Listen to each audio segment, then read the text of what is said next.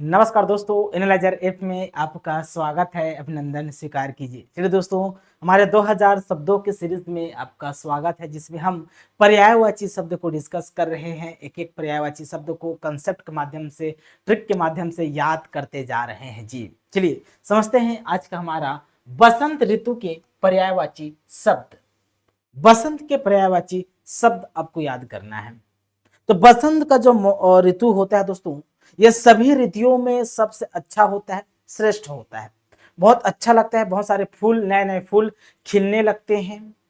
मधुमेह का मौसम है ये, मस्त बहार रहता है, इसलिए इसको मधु का मौसम भी कहा जाता है। ठीक, इसलिए दोस्तों बसंत को ऋतुराज कहा जाता है, क्योंकि ऋतुओं में श्रेष्ठ है, सभी ऋतुओं में श्रेष्ठ है बसंत, इसलिए बसंत ऋतु को ऋतुराज कहा जाता है। ऋतुपति भी कहा जाता है।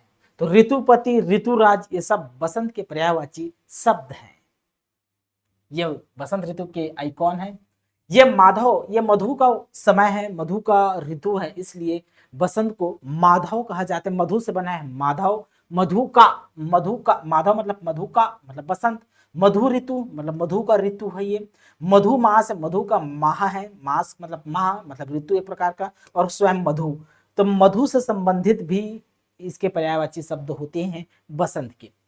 इसको कुसुमाकर भी कहा जाता है। कुसुम मतलब फूल, आकार मतलब खजाना, मतलब फूलों का खजाना कौन से समय में होता है? तो बसंत ऋतु में होता है। नए नए फूल खिलने लगते हैं, आप देख सकते हैं पिक्चर के माध्यम से दोस्तों, यह फूलों का खजाना है, इसी को बसंत ऋतु कहा जाता है। चलिए समझते हैं इसके लिए और कुछ कंसेप्ट। आकार, आकार का मतलब होता है खजाना।